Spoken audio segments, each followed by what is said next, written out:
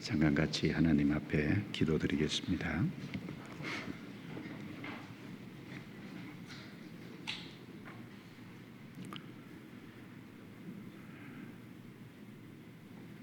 은혜로우시고 자비로우신 우리 아버지 하나님 감사합니다.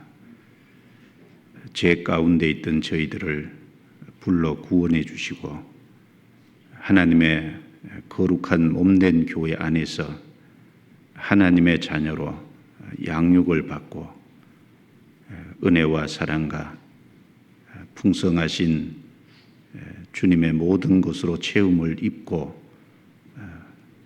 살아갈 수 있도록 도와주신 은혜를 감사합니다. 또한 저희들을 사용하셔서 귀한 복음의 역사를 더욱 나타내 주신 것을 감사합니다.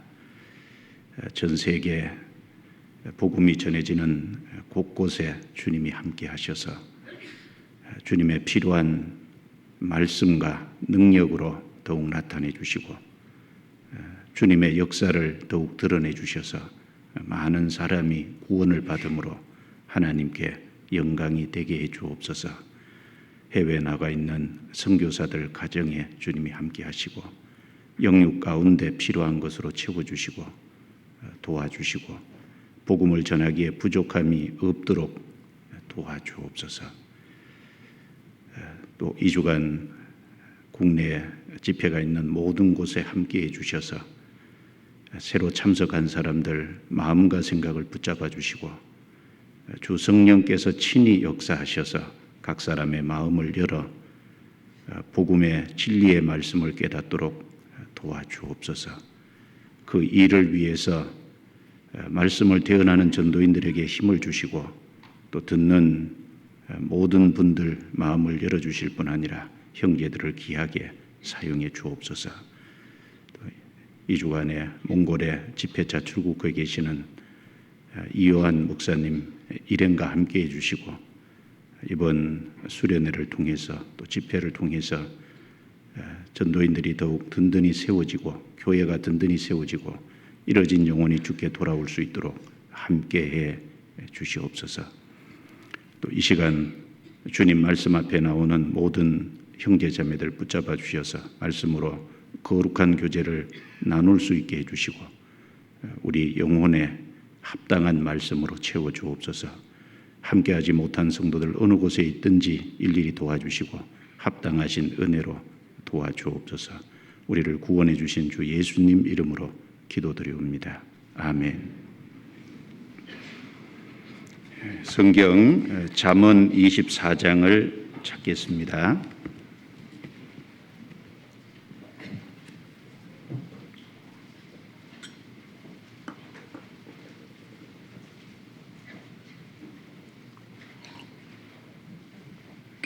잠언 24장 1절 말씀부터 22절 말씀까지 제가 읽겠습니다. 너는 악인의 형통을 부러워하지 말며 그와 함께 있기도 원하지 말지어다. 그들의 마음은 강포를 품고 그 입술은 잔해를 말함이니라. 집은 지혜로 말미암아 건축되고 명철로 말미암아 견고히 되며 또 방들은 지식으로 말미암아 각종 기하고 아름다운 보배로 채우게 되느니라. 지혜 있는 자는 강하고 지식 있는 자는 힘을 더하나니 너는 모략으로 싸우라. 승리는 모사가 많음에 있느니라.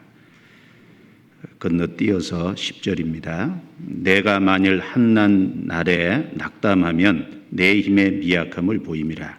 너는 사망으로 끌려가는 자를 건져주며 살육을 당하게 된 자를 구원하지 아니치 말라. 내가 말하기를 나는 그것을 알지 못하였노라 할지라도 마음을 저울질하시는 이가 어찌 통찰하지 못하시겠으며 내 영혼을 지키시는 이가 어찌 알지 못하시겠느냐. 그가 각 사람의 행위대로 보응하시리라. 내 아들아 꿀을 먹으라. 이것이 좋으니라. 송이꿀을 먹으라. 이것이 내 입에 다니라. 지혜가 내 영혼에게 이와 같은 줄을 알라. 이것을 얻으면 정령이 내 장래가 있겠고 내 소망이 끊어지지 아니하리라. 악한 자여 의인의 집을 엿보지 말며 그 시는 처소를 헐지 말지니라. 대저 의인은 7번 넘어질지라도 다시 일어나려니와 악인은 재앙으로 인하여 엎드러지느니라. 내 원수가 넘어질 때에 즐거워하지 말며 그가 엎드러질 때에 마음에 기뻐하지 말라. 여호와께서 이것을 보시고 기뻐 아니하사 그 진노를 그에게서 옮기실까 두려우니라. 너는 행악자의 득이함을 인하여 분을 품지 말며 악인의 형통을 부러워하지 말라. 대저 행악자는 장래가 없겠고 악인의 등불은 꺼지리라. 내 아들아, 여호와와 왕을 경외하고 반역자로 더불어 사귀지 말라.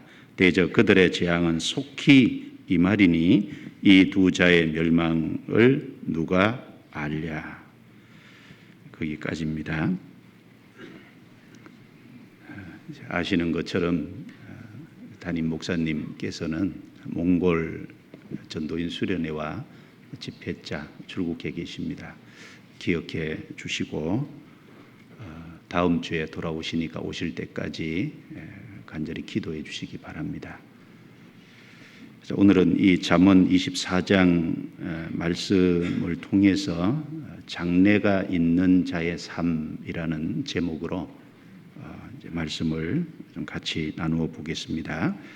이 잠언 24장 1절 말씀에 보시면 너는 이 잠언 24장에 너라고 이제 말할 때 이 너는 구원을 받은 크리스찬을 가리켜서 거듭나서 하나님의 자녀가 된 사람을 가리켜서 하는 말입니다. 13절에는 내 아들아라고 말씀을 하고 있습니다. 하나님의 자녀, 거듭난 사람이 바로 하나님의 자녀입니다. 그리고 16절에는 의인이라고 호칭하고 있는데 의인은 예수님의 피로 말미암아 믿음으로 의롭게 된 사람이 성경에 이제 의인이라고 말씀합니다.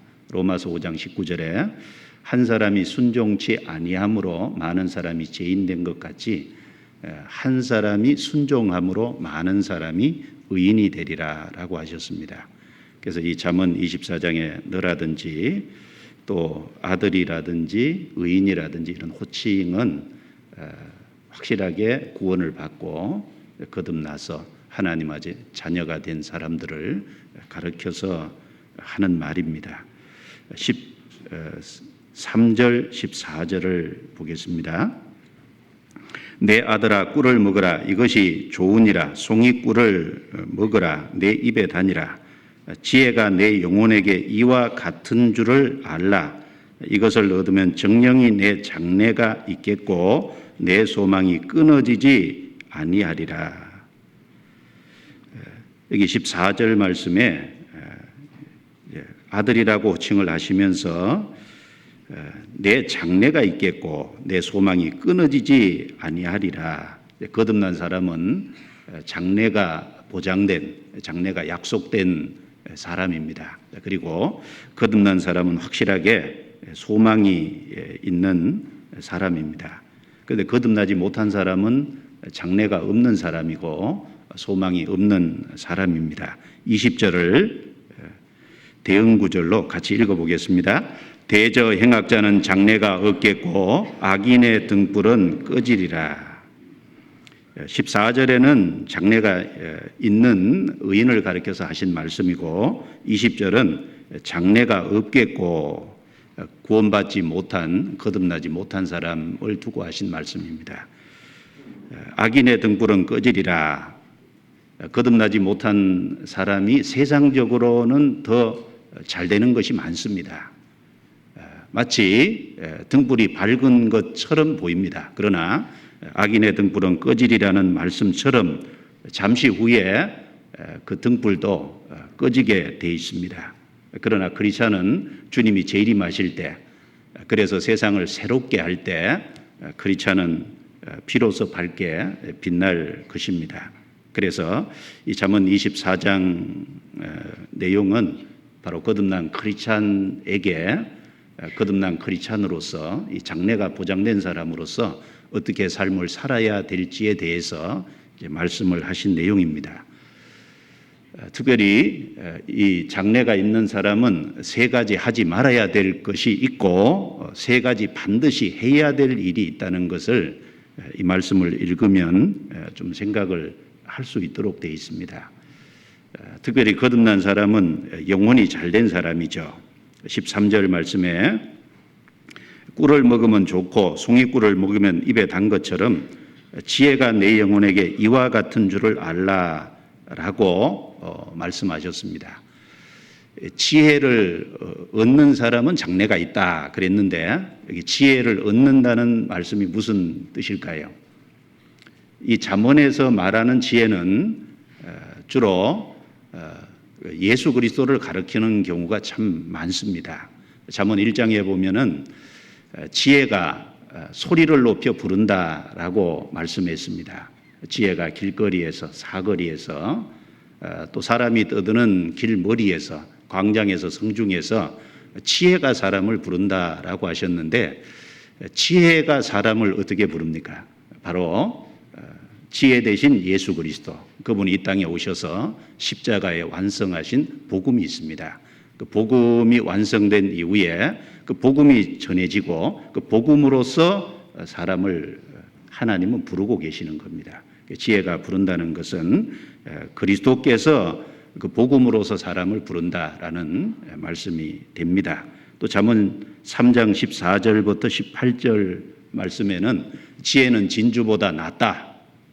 그리고 그 지혜는 얻은 자에게 생명나무라라고 말씀을 하셨습니다. 바로 그 지혜를 얻으면 바로 그리스도를 얻고 그 복음을 깨달으면 영원한 생명을 얻습니다. 그래서 이 잠언에서 말하는 그 지혜의 많은 부분은 바로 지혜 대신 그리스도, 바로 그리스도께서 완성하신 그 복음으로 사람을 부르고 계시다는 것을 우리가 생각을 할 수 있겠습니다. 그리고 신약성경 고린도전서 1장 20절 21절 말씀에는 하나님께서 이 세상의 지혜를 미련케 하셨다고 하셨습니다. 그리고 이 하나님의 지혜에 있어서는 이 세상이 자기 지혜로 하나님을 알지 못하기 때문에 전도에 미련한 것으로 믿는 자들을 구원하시기를 기뻐하셨다라고 말씀하셨습니다. 그리고 고린도전서 2장에는 오직 비밀한 가운데 있는 하나님의 지혜라고 말씀을 하셨는데 바로 고린도전서 1장 2장에 나오는 그 하나님의 지혜는 바로 그리스도를 가르쳐서 하신 말씀이 틀림이 없습니다. 그래서 여기서 지혜를 얻은 사람은 장래가 있다고 말씀했을 때 바로 지혜를 얻는다는 건 그리스도를 얻은 사람, 그리스도의 복음을 깨우친 사람, 그 사람은 영혼이 잘된 사람이고 그 사람은 영혼의 만족을 얻은 사람입니다. 그리고 그 사람은 장래가 있고 확실한 소망을 가진 사람입니다. 그 영혼이 잘된 그 사람, 하나님께서 그 영혼을 주님이 다시 이 땅에 오실 때까지, 우리가 주님 앞에 설 때까지 먼저 그 영혼을 하나님이 지키신다는 것을 우리가 먼저 생각을 좀 해야 되겠습니다. 12절 말씀을 보겠습니다. 12절.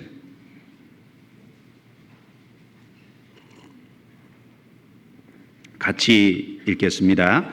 내가 말하기를 나는 그것을 알지 못하였노라 할지라도 마음을 저울질 하시는 네가 어찌 통찰하지 못하시겠으며 내 영혼을 지키시는 네가 어찌 알지 못하시겠느냐. 그가 각 사람의 행위대로 보응하시리라. 지혜는 그 얻은 자에게 장래가 있게 하고 소망이 있게 하는데 그 지혜를 얻어서 참으로 영혼이 잘된 사람, 하나님은 그 영혼을 지키신다고 12절에 말씀을 하셨습니다.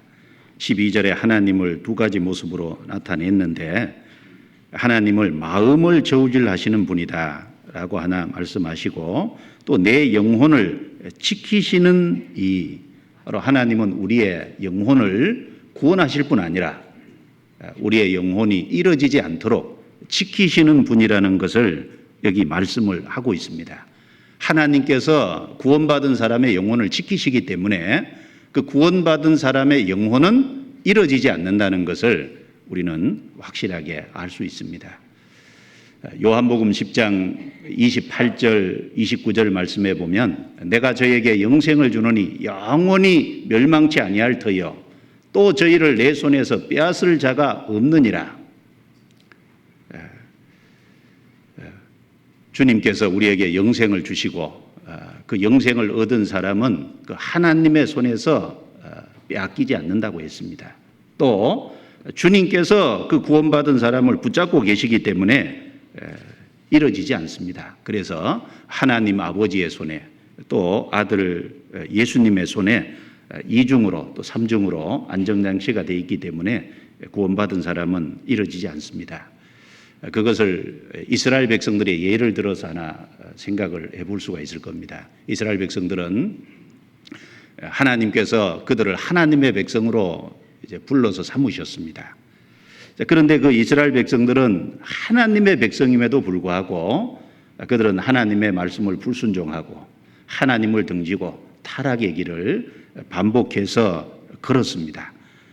그런데 하나님께서 그렇다고 해서 그 이스라엘 백성을 완전히 버리신 건 아닙니다. 비록 그들을 징벌하셨지만 하나님께서 그들을 끝까지 지금까지 붙잡고 계시는 것도 사실입니다. 그 이스라엘의 모습을 보면 하나님이 어떤 분이심을 우리가 좀 알 수 있다는 겁니다. 성경 호세아서 11장을 보겠습니다. 호세아서 11장 구약 성경 호세아서 11장입니다.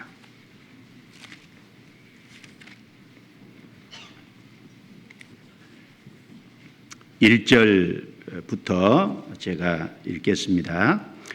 이스라엘에 어렸을 때 내가 사랑하여 내 아들을 애굽에서 불러내었거늘 선지자들이 저희를 부를수록 저희가 점점 멀리하고 바알들에게 제사하며 아로새긴 우상 앞에서 분향하였느니라.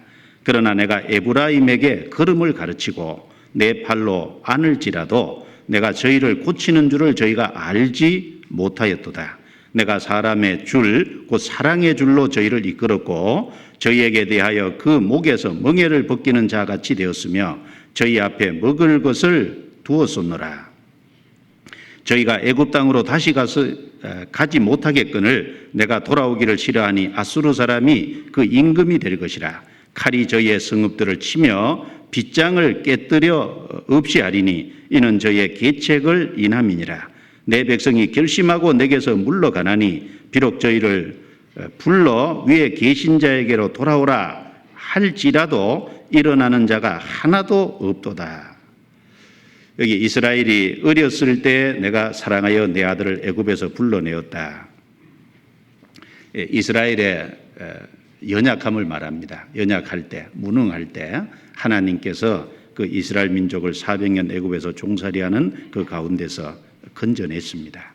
그리고 3절의 말씀처럼 걸음을 가르치셨습니다.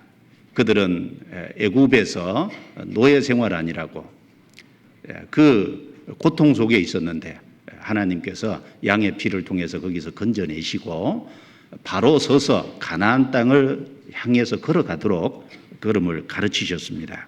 그리고 내 팔로 안을지라도 이 광야 40년을 이스라엘 백성들이 통과하는 가운데 하나님께서는 신명기에 보면 그들을 안아서 인도하셨다고 말씀을 하셨습니다.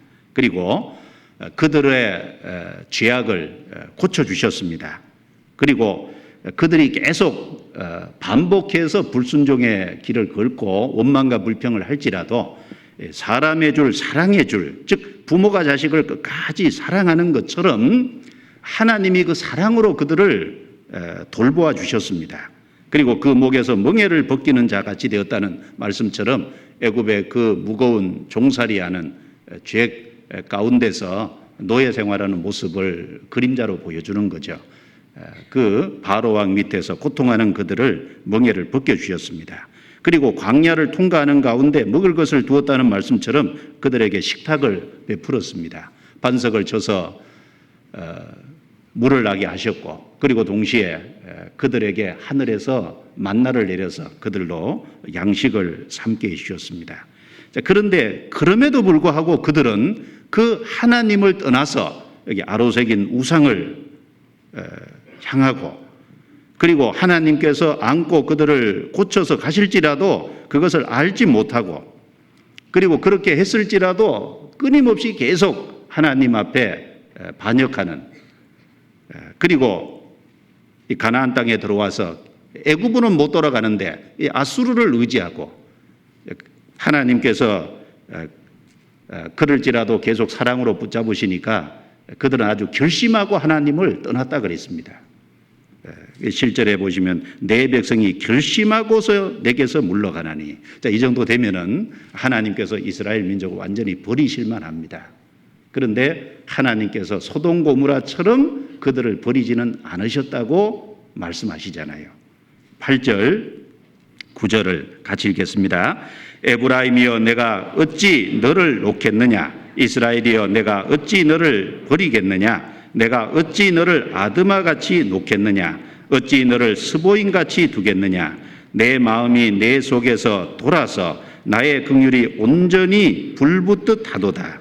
내가 나의 맹렬한 진노를 바라지 아니하여 내가 다시는 에브라임을 멸하지 아니하리니 이는 내가 사람이 아니요 하나님이라. 나는 내 가운데 거하는 거룩한 자니 진노함으로 내게 임하지 아니하리라. 하나님은 끊임없이 사랑을 베푸셨는데 그들은 끊임없이 하나님을 떠나고 결심하고 갔을지라도, 여기 소돔 고모라가 망할 때 그 망한 도시가 아드마 스보임입니다. 소돔 고모라 아드마 스보임, 하늘에서 유황불을 해서 심판한 것처럼, 완전히 멸절시킨 것처럼 그 이스라엘 민족을 멸절시킬 만도 한데 하나님이 그렇게는 하지 않으셨다는 겁니다. 그럼에도 불구하고 하나님은 그들을 향해서 긍휼이 온전히 불붙듯 하도다. 여기 돌아서 그 말은 하나님이 그들을 향한 진노보다는 사랑으로 바뀌어서 그들을 향한 긍휼이 하나님 마음에서 불붙듯 했다는 겁니다. 그러면 왜 그렇게 끝까지 대적을 하는데 하나님께서 이스라엘을 진멸하지 않으셨을까요? 하나님은 사람이 아니십니다. 하나님은 사람이 아니라 하나님이시기 때문에 그들을 버리지 않으셨다라고 말씀하셨습니다. 우리가 여기서 하나 알 수 있는 것은 하나님의 부르심에는 후회하심이 없다라는 것을 우리가 알 수 있습니다. 하나님이 이스라엘 백성을 불러서 하나님의 백성으로 삼으셨기 때문에, 그 하나님의 부르신 그것이 있기 때문에 이스라엘 백성이 불순종의 길을 걸을지라도 하나님이 완전히 진멸하지는 않으시는, 그 하나님의 인자와 부르심에는 후회하심이 없다. 로마서 11장 29절 말씀을 생각나게끔 합니다. 자, 하나님이 육신적으로 택한 이스라엘 백성도 하나님이 부르셨기 때문에 그렇게 하셨다면은 하나님께서 그 그리스도의 피를 통해서 구원을 받게 하고 거듭난 크리스찬, 하나님의 자녀로 삼으신 그 자녀들을 어떻게 하시겠냐 그 말입니다. 그 영혼을 지키시는 자가, 하나님은 하나님의 자녀의 영혼을 반드시 지키십니다. 이뤄지지 않도록 보호하십니다. 그것이 사실입니다. 우리는 그 사실에 대해서 확신해야 됩니다. 먼저 성경 요한복음 17장입니다. 요한복음 17장.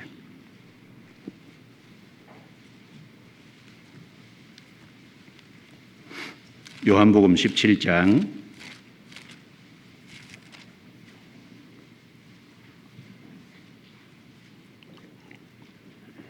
17장 내용은 시간을 갖고 좀 충분히 묵상을 할 필요가 있겠습니다. 예수님이 십자가에 죽으시기 전에 대제사장으로서 마지막 긴 중보기도를 하신 내용입니다. 이것은 마가의 다락방에서 기도하신 내용이고 겟세만에서 동산에서 기도한 내용과는 좀 다릅니다. 겟세만의 동산에서 기도하신 그 기도는 내 뜻대로 마옵시고 아버지의 뜻대로 하옵소서, 바로 십자가에 죽으시기 위해서, 굴복시키기 위해서 예수님이 간절히 기도하신 것이라면, 이 요한복음 17장은 바로 하나님의 자녀를 위한 거듭난 그리스도인들을 위해서 하나님께서 마지막 그 긴 기도를 하신 대제사장으로서 중보자로서 기도를 하신 그 기도 내용입니다. 이 속에 보면은 예수님이 무엇을 위해서 기도했는지 알 수 있습니다. 우리 사람의 영생을 위해서 기도하고, 그리고 영생 얻은 사람의 이뤄지지 않고 지키는 보존의 문제를 위해서 기도하시고, 그리고 그 구원받은 사람이 세상의 악에 빠지지 않게 구별되기를 위해서 기도하시고, 크리스찬들의 거룩을 위해서 기도하시고, 크리스찬들의 하나 되는 것을 위해서 기도하시고, 크리스찬들이 세상에서 하나님의 일을 하는 하나님의 일꾼으로 쓰임받는 것을 위해서 기도하시고, 그리고 주님 계신 곳에 그리스도인들도 함께 있고 주님을 점점 알아가는 그것을 위해서 기도를 하셨습니다. 이 기도 내용을 쭉 충분히 묵상을 하면 이것이 그리스도인들의 마음에 큰 위로와 힘이, 주님이 이것을 위해서 지금도 하나님 보좌 우편에서 우리를 위해서 중보자로서 기도하고 계신다는 걸 알면은 큰 위로와 힘이 틀림없이 될 겁니다. 자, 이 요한복음 17장 내용 속에 9절, 8절을 보겠습니다. 8절.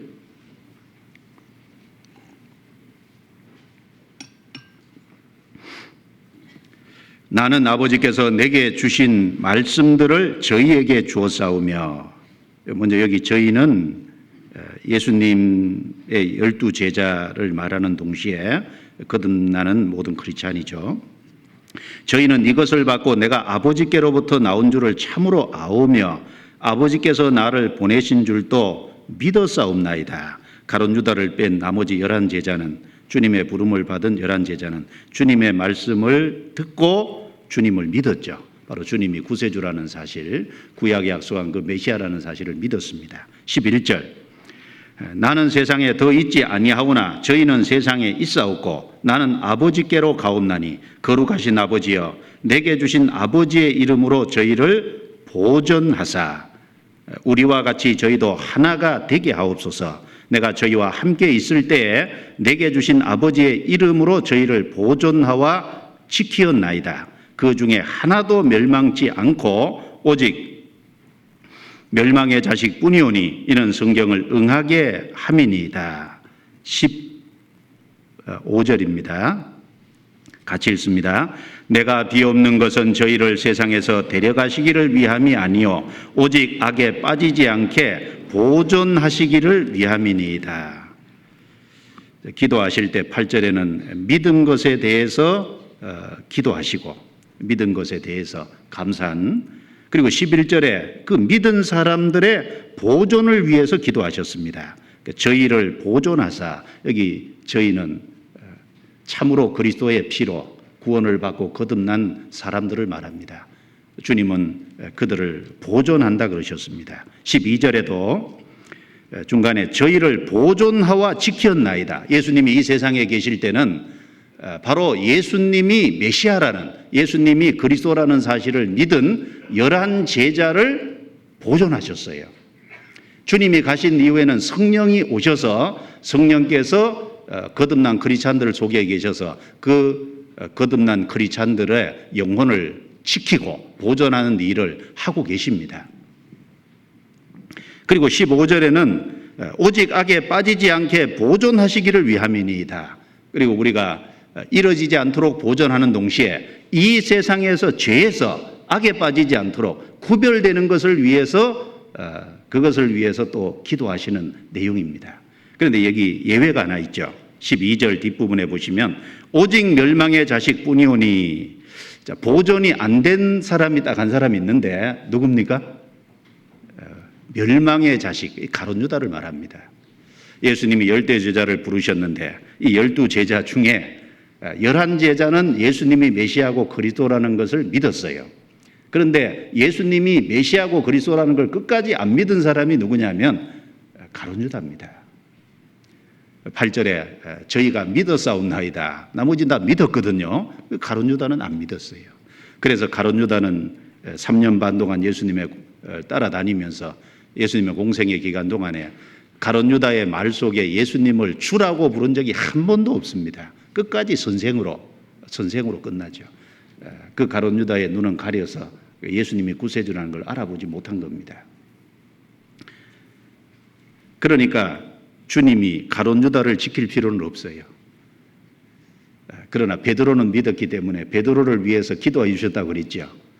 누가복음 22장 31절 32절 말씀에 보면 예수님이 십자가를 앞에 두시고 시몬아 시몬아 보라 사단이 밀 까부르듯 하려고 너희를 청구하였으나 그러나 내가 너를 위하여 내 믿음이 떨어지지 않기를 기도하였노니 너는 돌이킨 후에 내 형제를 굳게 하라 라고 말씀하셨는데 그 죽으시기 전에 시몬을 향해서 사단이 밀가부르듯 하려고 너희를 청구하였으나 모든 제자들을 다 실족게 하려고 사단이 청구했죠. 그러나 내가 너를 위하여 바로 베드로 너를 위하여 내 믿음이 떨어지지 않기를 기도했다고.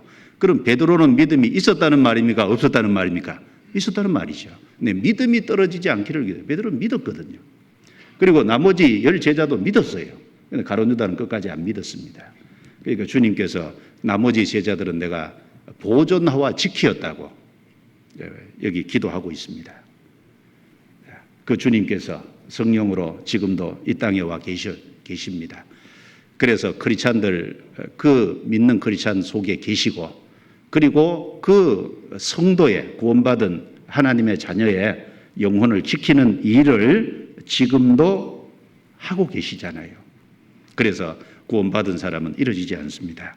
골로새서 3장 3절에 이는 너희가 죽었고 너희 생명이 그리스도와 함께 하나님 안에 감추었음이니라.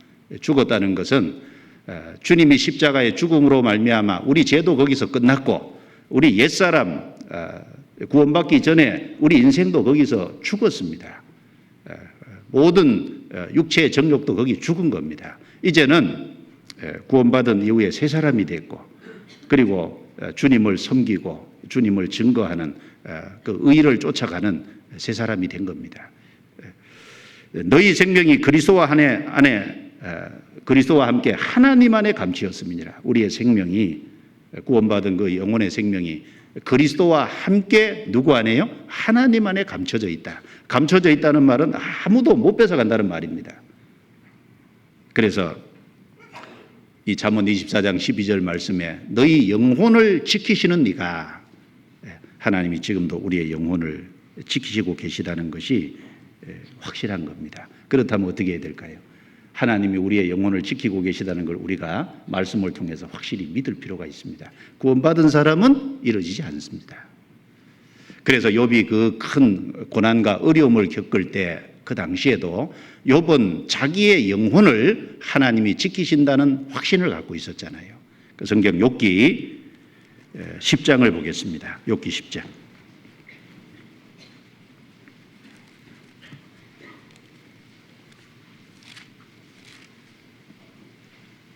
10장 1절.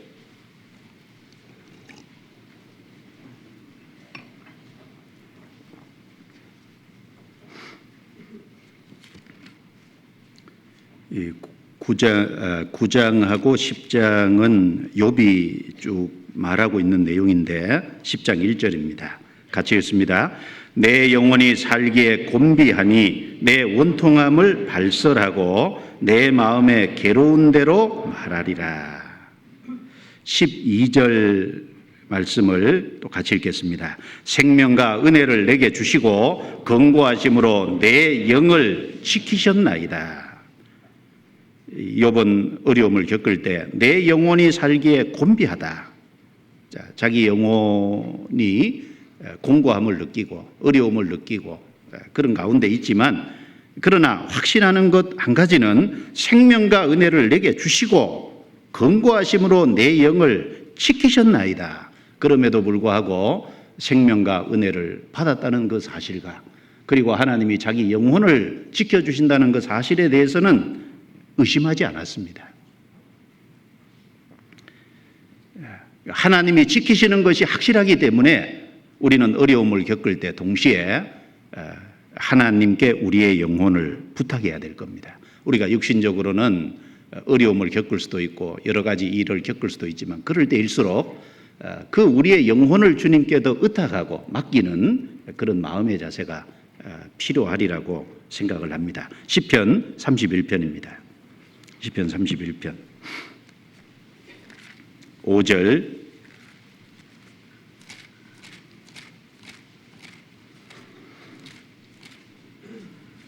31편 다윗의 시입니다. 1절에 보시면 여호와여 내가 주께 피하오니 나로 영원히 부끄럽게 마시고 주의 의로 나를 건지소서. 4절입니다.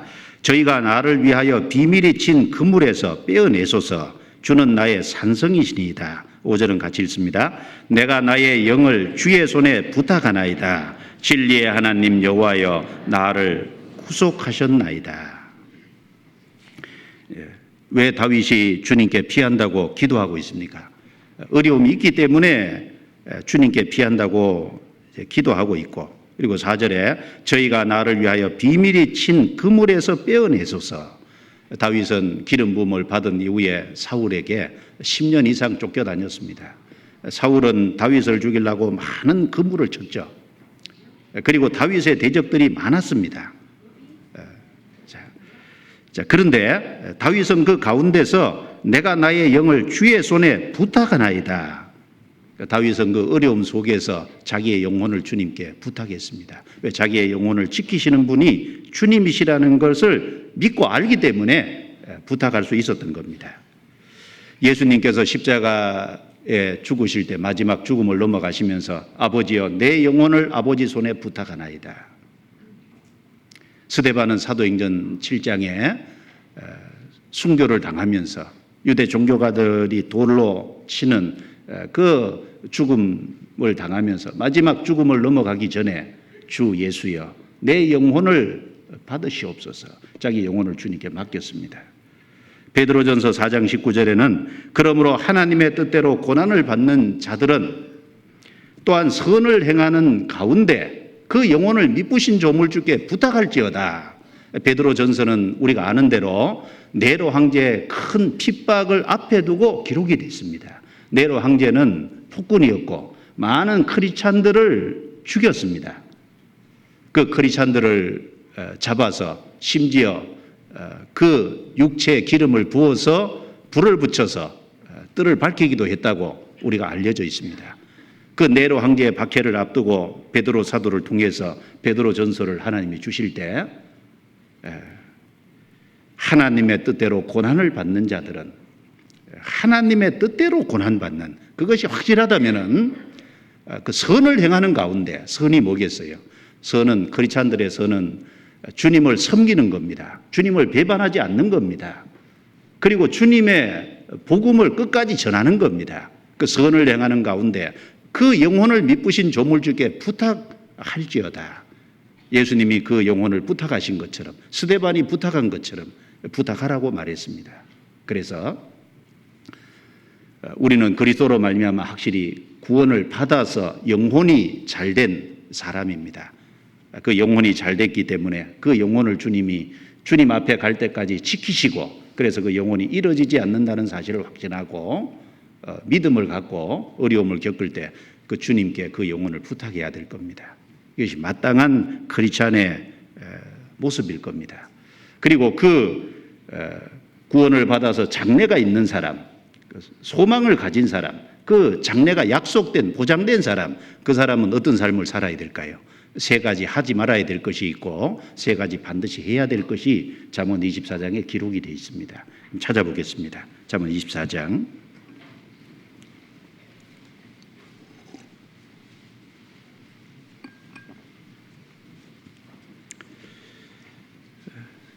1절 2절입니다. 같이 읽겠습니다. 너는 악인의 형통을 부러워하지 말며 그와 함께 있기도 원하지 말지어다. 그들의 마음은 강포를 품고 그 입술은 잔해를 말함이니라. 첫 번째는 악인의 형통을 부러워하지 말라.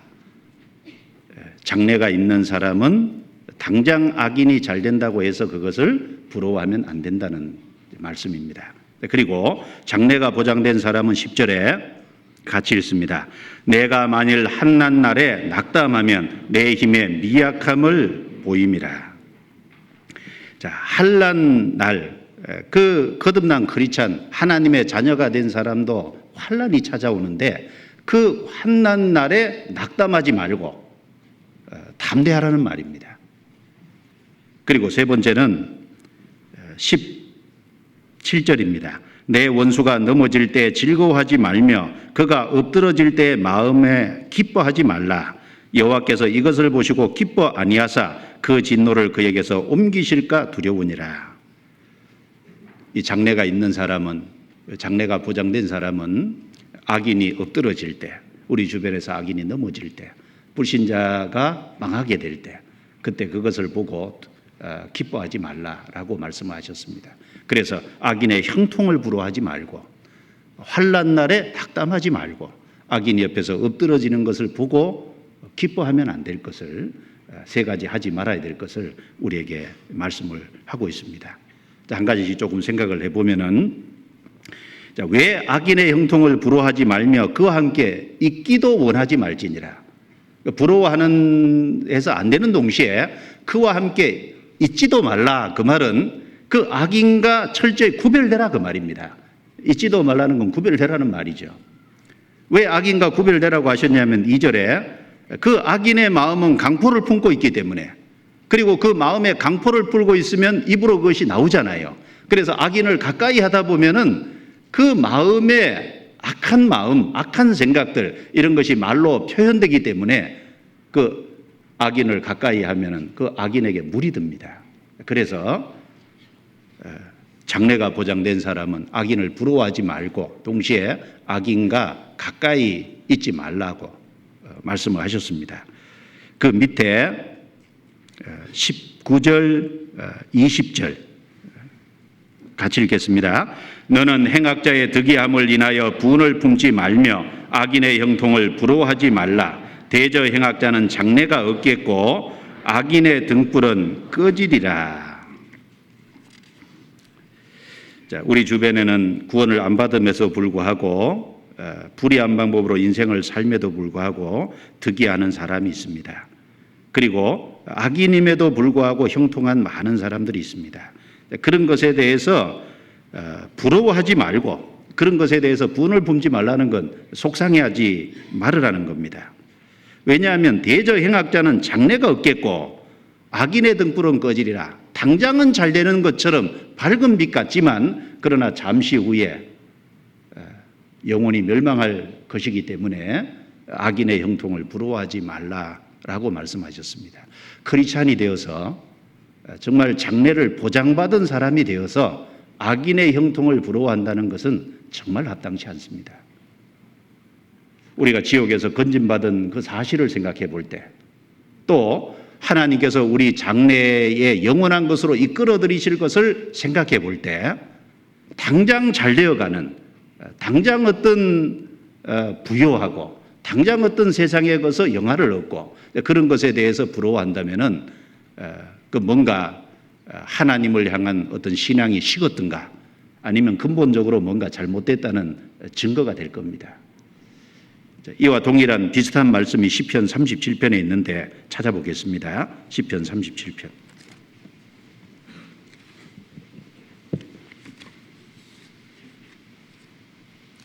시편 37편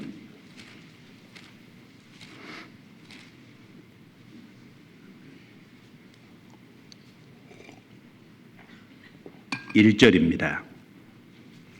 행악자를 인하여 불평하여 하지 말며 불의를 행하는 자를 투기하지 말지어다. 저희는 풀과 같이 속히 배임을 볼 것이며 푸른 채소같이 새 잔을 것이미로다. 건너뛰어서 7절부터 11절까지 같이 읽겠습니다. 여호와 앞에 잠잠하고 참아 기다리라. 자기 길이 형통하며 악한 꾀를 이루는 자를 인하여 불평하여 말지어다. 분을 그치고 노를 버리라. 불평하여 말라. 행악에 치우칠 뿐이라. 대저 행악하는 자는 끊어질 것이나 여호와를 기대하는 자는 땅을 차지하리로다. 잠시 후에 악인이 없어지리니 내가 그것을 자세히 살필지라도 없으리로다. 오직 온유한 자는 땅을 차지하며 풍부한 화평으로 즐기리로다. 여기 악인을 부러워하지 말고 또 악인이 잘 되어가는 것에 인해서 불평하고 원망하지 말라고 하신 그 내용 속에 악인은 풀과 같이 속히 배임을 볼 것이다. 그리고 풀은 채소같이 세잔할 거다. 그리고 잠시 후에 악인을 살필지라도 그리고 자세히 살필지라도 없어지리니. 그러니까 악인의 영광은 잠깐이라는 겁니다. 그런데 이 멸망은 잠시 후에 그 악인은 영원한 멸망 가운데로 들어갈 것이기 때문에 부러워하지 말라라고 말씀했습니다. 시편 92편에 보면 악인과 의인의 비유를 악인은 풀에다가 비유했습니다. 풀은 빨리 생장하죠. 그러니까 풀은 비만 오면 금방 자랍니다. 그러나 풀은 빨리 자라는 동시에 잠시 금방 세잔해지죠. 그 의인은 나무에다 비교했거든요. 그리고 의인을 나무에다 비교하는데 특별히 백향목 나무에다가 비교를 했습니다. 레바논이라는 나라 아시죠? 지금도 레바논이라는 나라의 국기에 보면 레바논 나라의 주목이요, 레바논 백향목입니다. 근데 이 백향목은 1년에 딱 1cm 자란대요. 아주 천천히 자랍니다. 그런데 1000년 이상 살아요. 그러니까 그 레바논 백향목은 아주 나무가 단단하고, 그리고 그 목재로 사용을 하려면 최소한 300년이 지난 것을 목재로 사용할 수 있답니다. 그래서 이 레바논 백향목을 솔로몬 시대 때 베어서요 예루살렘으로 수운해 와서 그걸 성전 짓는 그 재료로 레바논 백향목을 사용했잖아요. 예, 악인은 풀과 같다. 빨리 생장하는 것 같지만 잠시 후에 없어지고, 그리고 자세히 살필지라도 없을지로다. 그런데 의인은 천천히 되는 것 같죠. 의인이요, 거듭난 크리스찬이 하루아침에 떼도 몰라 그러면 안 됩니다. 하나님은 그거 허락 안 해요. 악인은 그런 방식으로 될지라도 의인은 하나님이 허락 안 할 거예요. 그러니까 천천히 하나님, 성실한 가운데 하나님이 무엇인가를 주도록 돼 있거든요. 물질도 그렇고 다른 것도 그렇고 아주 성실하게 해가는 속에서 더디더라도 하나님이 합당한 것으로 주시게 돼 있습니다. 그러나 그 나중은 영원한 거죠. 그래서 시편 92편은 그걸 비유했는데 여기도 풀에다가 악인을 비유해서 말씀하고 있습니다. 그리고 의인은 하나님 앞에 여기 말씀한 것처럼 땅을 차지하리로다. 이 땅이 기업을 말하죠. 구원받은 사람, 거듭난 크리스찬, 하나님의 자녀가 된 사람은 천년왕국이라는 땅을 차지합니다. 그리고 영원한 새하늘과 새 땅, 그것도 땅이잖아요. 영원한 새하늘과 새 땅, 영원한 기업을 차지합니다. 그리고 풍부한 화평으로 즐기리로다. 우리가 들어가는 영원한 새하늘과 새 땅은 화평한 곳입니다. 그 사랑만 충만한 곳일 겁니다. 그 가운데 거듭난 크리스찬은 들어간다는 것을 확실하게 말하고 있습니다. 그리고 이 악인을 부러워하지 말고 불평하지 말라고 하신 것은 행악에 치우칠 뿐이라 라고 여기 말씀했습니다. 왜 악인을 부러워하면 안 됩니까? 거듭난 크리스찬이 악인에게 마음을 두고 악인이 잘 돼가는 것을 부러워하고 그러면요 행악에 치우친다 그랬어요. 신앙에서 미끄러질 수 있습니다. 악인의 형통을 부러워하면은 신앙에서 실족할 수가 있어요. 성경에 그런 대표적인 사람이 한 사람 나오죠. 시편 73편의 아삽이라는 사람입니다. 아삽은 신앙생활을 바르게 했는데 다윗 시대의 성가대장이잖아요. 그런데 그 아삽이 신앙생활을 바르게 가는 가운데 자기가 실족할 뻔한 사건이 있었다는 걸 간증을 하고 있는 겁니다. 그런데 그 실족할 뻔한 사건이 다른 게 아니라 악인의 형통을 부러워했기 때문이다라고 말하고 있습니다. 시편 73편 찾아보겠습니다. 시편 73편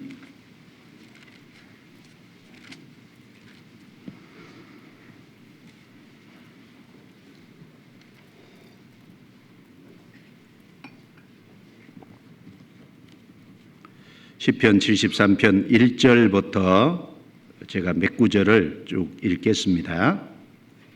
하나님이 참으로 이스라엘 중 마음이 정결한 자에게 선을 행하시나 나는 거의 실족할 뻔하였고 내 걸음이 미끄러질 뻔하였으니 이는 내가 악인의 형통함을 보고 오만한 자를 질시하였음이로다. 14절 나는 종일 재앙을 당하며 아침마다 징책을 보았도다.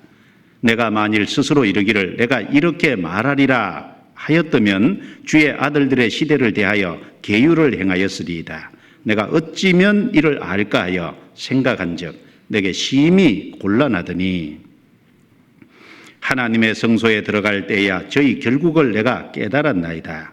주께서 참으로 저희를 미끄러운 곳에 두시며 파멸에 던지시니 저희가 어찌 그리 졸지에 황폐되었는가 놀람으로 전멸하였나이다. 주여 사람이 깬 후에는 꿈을 무시한 같이 주께서 깨신 후에 저희 형상을 멸시하리이다. 24절 주의 교훈으로 나를 인도하시고 후에는 영광으로 나를 영접하시리니 25절은 같이 읽습니다.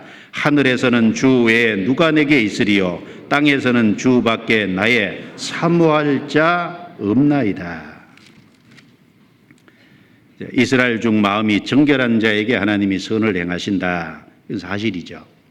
하나님께서 이스라엘 민족을 하나님의 백성으로 삼았는데 이스라엘 백성 중에 모든 사람이 하나님을 가까이 한 건 아닙니다. 그 이스라엘 백성 중에 하나님을 참으로 가까이 하고 그래서 자기 마음을 깨끗하게 단장하고 하는 사람이 있었습니다. 그 중에 이 아삽이라는 사람도 한 사람이었을 겁니다. 하나님이 그런 사람에게 선을 행하신다. 자, 하나님은 선하시다. 그래서 정결한 자에게 선을 행하신다. 그건 진리입니다. 그것은 양보할 수 없는 성경 창세기부터 요한계시록까지 분명한 진리고 사실인 겁니다. 거듭난 크리스찬은 그것을 확신해야 되고 그것을 분명히 믿어야 될 겁니다. 자, 그런데 나는 거의 실족할 뻔하였고 내 걸음이 미끄러질 뻔했다. 그것을 알고 있지만 이 시편 기자는 거의 실족할 뻔했다는 겁니다. 그것도 미끄러질 뻔했다. 거의라는 것은 아주 실족하기 직전까지 가까이 갔다는 말이죠. 왜 이 시편 기자가 실족할 뻔한 사건이 있었을까요? 3절에 이는 내가 악인의 형통함을 보고 오만한 자를 질시하였음이니라. 악인의 형통함에 대해서 이해가 안 됐던 겁니다. 그래서 그 뒤에 4절부터 내용을 쭉 읽어보면 12절까지요. 악인은 모든 것이 잘 돼가고 죽는 때에도 고통이 없고 타인과 같은 고난도 없고 타인과 같은 재앙도 없고 그러니까 아주 악한 방법으로 인생을 살아가고 그런 것들을 보면서 이스라엘 백성들은 하나님에 대해서 함부로 말하는 것이 있었다고 그 10절 11절에 말씀을 하고 있습니다. 하나님이 어찌 알랴 지극히 높은 자에게 지식이 있으랴. 망령된 말이죠. 그 악한 사람들이 악한 방식으로 살아가는 그럼에도 불구하고 악인이 잘 되는 그 모습을 보면서 많은 이스라엘 백성들이 하나님에 대해서 무시하는 말입니다. 하나님이 어찌 알겠느냐? 하나님에게 무슨 지식이 있겠느냐? 그런데 거기에 비해서 또 의인들은 너무 어려움을 겪고 사는 겁니다. 14절에 나는 종일 재앙을 당하며 아침마다 징책을 보았노라. 크리스찬에게는 고난이 있습니다. 그리고 하나님의 말씀대로 살지 못할 때 하나님이 거기 징계하시는 것도 있습니다. 크리스찬이기 때문에 겪는 어려움들이 많이 있습니다. 그래서 악인의 형통과 그리고 의인의 고난, 불신자가 잘 되어가는 것, 그리고 하나님을 가까이 하고 믿는 사람이 어려움을 겪는 것, 이 대비가 된 겁니다. 이것을 보고 이 시편 기자는 마음에 큰 곤란이 생겼습니다. 왜 이런 일이 있냐 그 말입니다. 그런데 이 시편 기자는 곤란이 있지만은 그것에 대해서 입으로 내서 다른 사람에게 그것을 발설하지 않았습니다. 그 15절에 보시면 내가 만일 스스로 이르기를 내가 이렇게 말하리라 하였다면 주의 아들들의 시대를 대하여 계율을 행하였으리다. 이 말은 이렇게 말하리라 하였다면 말은 안 했다는 거죠. 마음에는 큰 곤란이 있고 갈등이 있고 이것이 어쩐 일이냐 생각이 깊었지만 그러나 그걸 입 밖으로 내서 가까이 있는 형제 자매들의 마음에 상처를 주지는 않았다는 겁니다. 형제 자매의 신앙을 무너뜨리는 말은 하지 않았다는 겁니다. 그러나 그 마음속에 갈망은 있었죠. 내가 어찌면 이를 알까 하여 그 이유를 알기를 간절히 갈망했습니다. 그런데 어떻게 알았을까요? 내가 하나님의 성소에 들어갈 때야 깨달았다 그랬어요. 하나님의 성소는 하나님이 계신 곳입니다. 모든 사람들은 이해되지 않는 문제가 있을 때 하나님에게 가까이 나아갈 때 그 이해되지 않는 문제를 이제 하나님 앞에 아뢰고 깨달을 수 있습니다. 신약시대 하나님의 성소가 어딜까요? 신약시대 하나님이 계시는 곳이 어딜까요? 거듭난 크리스찬들의 무리속 아닙니까? 말씀을 들을 때, 또 구역 모임, 조모임, 그리고 크리스찬들이 함께 교제할 때, 그리고 크리스찬이 하나님 앞에 나가서 기도할 때, 이럴 때 그 우리가 이해하지 못하는 우리 마음속에 어떤 어려움이 있는 이런 것들이요 풀려질 수 있는 거예요. 하나님께서 말씀을 통해서 또 성도들의 간증과 교제를 통해서 그 가운데서 하나님이 하나하나 풀어가시거든요. 내가 하나님의 성소에 들어갈 때야 저희 결국을 내가 깨달았나이다. 악인의 결국이 어떻게 된다는 것을 시편 기자가 깨닫게 된 겁니다. 그래서 19절에 보면 저희가 어찌 그리에 졸지향패되었는가 놀람으로 전멸하였나이다. 그렇죠. 잠시 잘 되는 것 같지만 졸지향패됐다는 것처럼 잠시 후에는 멸망이 있는 거예요. 그리고 놀람으로 전멸하였다. 믿지 않는 사람들이 나중에 하나님의 심판대 앞에 섰을 때 얼마나 당황할까요? 그들이 배척한 예수 그리스도가 자기의 구세주고 자기를 위해서 십자가에 돌아가신 그분이라는 사실을 알 때 얼마나 당황할까요? 놀랄 겁니다. 이 시편 기자는 지금은 주의 교훈으로 나를 인도하시고 지금은 하나님께서 고난을 통해서 교훈을 하시는 기간이구나. 그리고 후에는 영광으로 나를 영접하시리니 주님께서 오실 때 그리고 주님 앞에 설 때 영원한 세상에 들어갈 때 영광으로 영접하시리니 그렇죠. 하나님께서 구원받은 사람을 고난을 주십니다.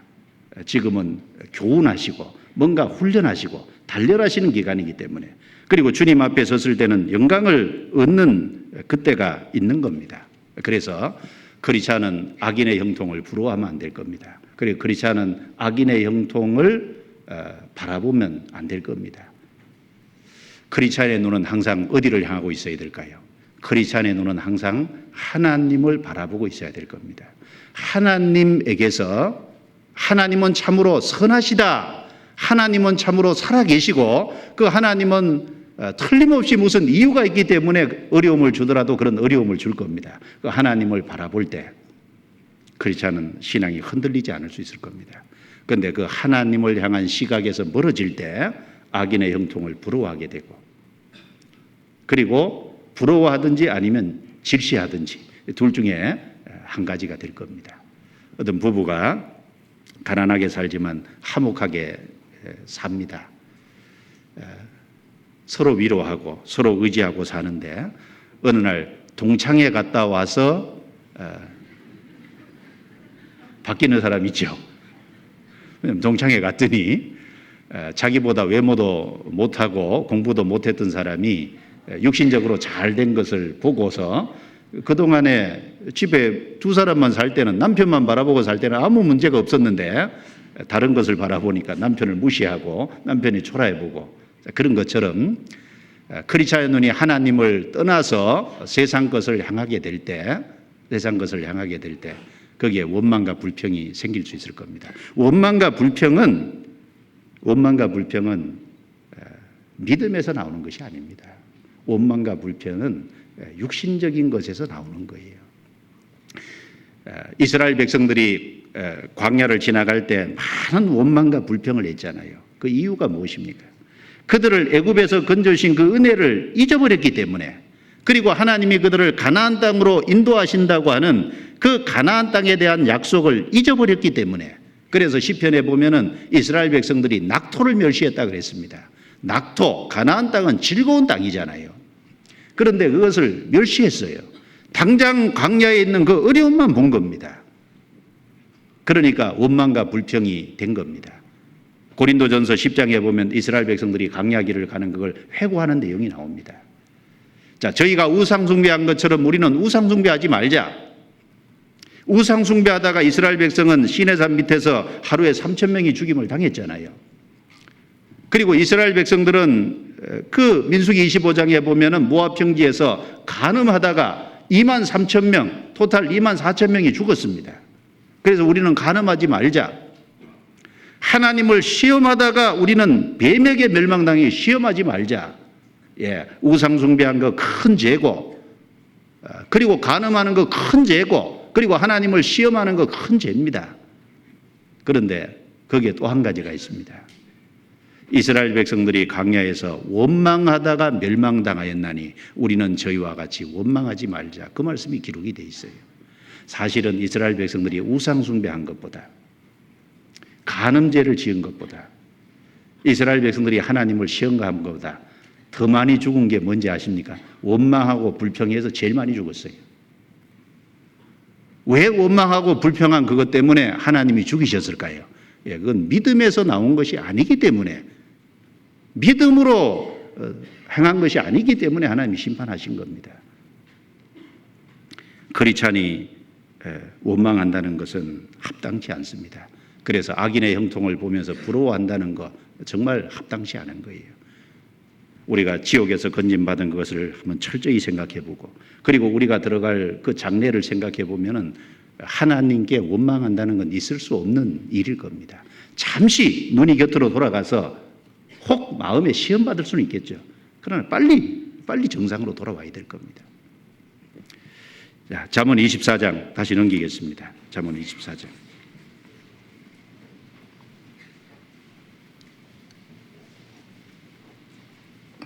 10절입니다. 10절 같이 읽겠습니다. 내가 만일 한낱날에 낙담하면 내 힘의 미약함을 보임이니라. 여기 한낱날에 낙담하지 말라. 장래가 있는 사람은 환난이 오더라도 환난의 시기에 낙담하면 안 되고, 환난의 시기에 낙담하면 결국 자신이 힘이 없다고 하는, 연약하다는 것을 드러낼 뿐이다 라고 여기 말씀을 합니다. 구원을 받으면 혹 어떤 분들은 잘못 생각하는 것이, 이제 구원을 받았으니까 모든 것이 잘 되고 만사가 형통할 거다, 그렇게 생각하는 분이 계신 것 같습니다. 그러나 사실은 그렇지 않습니다. 이스라엘 백성들이 애굽에서 나온 다음에 그 출애굽하고 홍해를 육지같이 갈라서 통과하고, 그리고 뒤따르는 애굽의 모든 군대는 그 홍해에서 수장이 되고, 그랬을 적에 출애굽기 15장에 보면 이스라엘 백성들은 즐거워서 하나님께 찬양을 불렀잖아요. 그런데 바로 가나안 땅이 아니라 앞에 다가온 것은 광야였습니다. 3일 길을 가도 마실 물이 없었습니다. 그리고 모처럼 그 어렵게 우물을 하나 구했는데 그 우물이 마라, 쓴물이었습니다.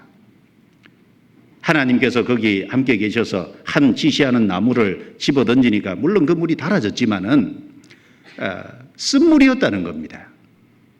그리고 애굽에서 가지고 나오는 그 양식 잠시 후에 다 떨어졌습니다. 조금 더 가니까 먹을 양식이 없었잖아요.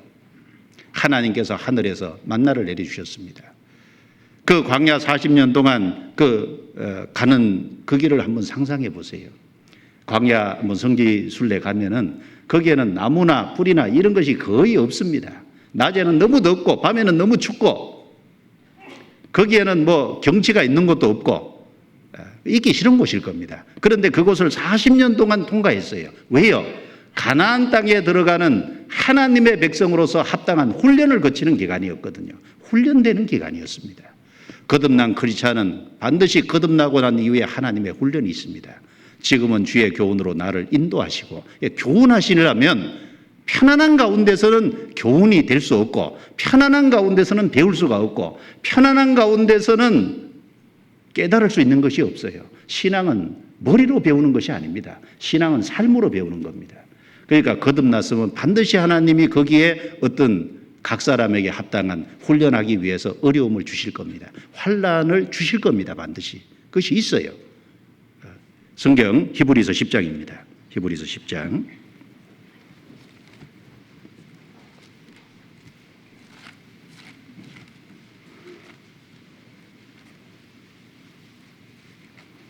(10장) 32절부터 제가 읽겠습니다. 히브리서 10장 32절. 전날에 너희가 빛을 받은 후에 고난의 큰 싸움에 참은 것을 생각하라. 혹 비방과 환난으로서 사람에게 구경거리가 되고 혹 이런 형편에 있는 자들로 사귀는 자 되었으니 너희가 갇힌 자를 동정하고 너희 산업이 빼앗기는 것도 기쁘게 당한 것은 더 낫고 영구한 산업이 있는 줄 알미라. 그러므로 너희 담대함을 버리지 말라. 이것이 큰 상을 얻느니라. 너희에게 인내가 필요하면 너희가 하나님의 뜻을 행한 후에 약속을 받기 위함이라.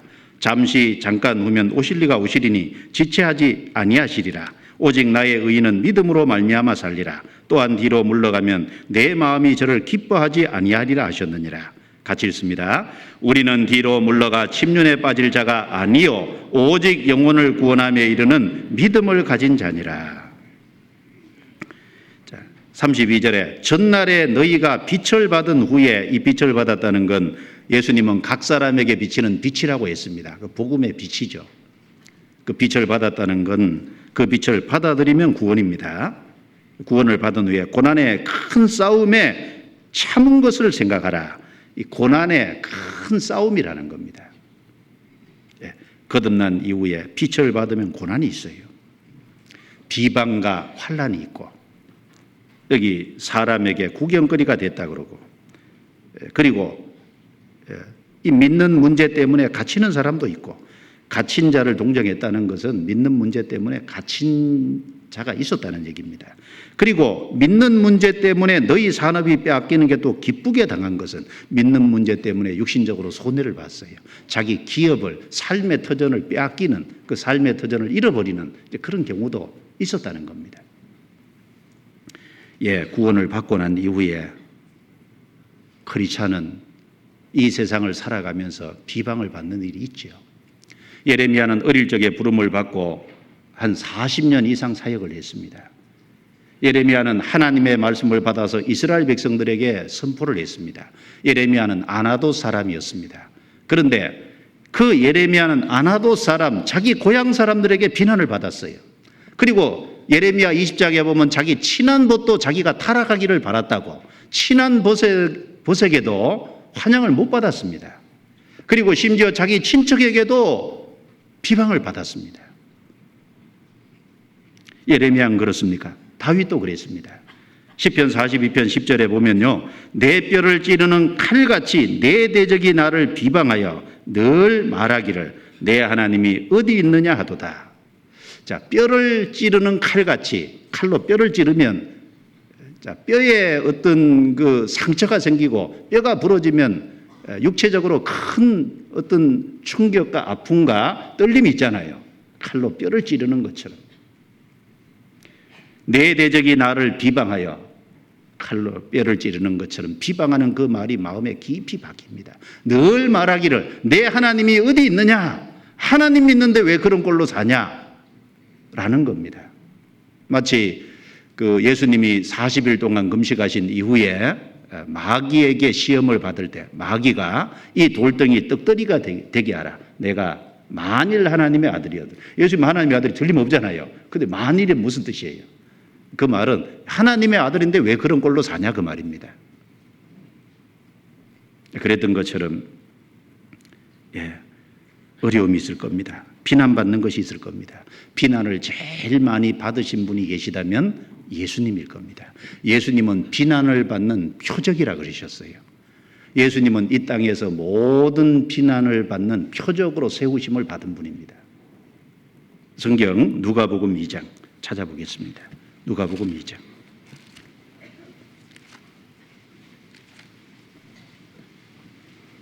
34절입니다.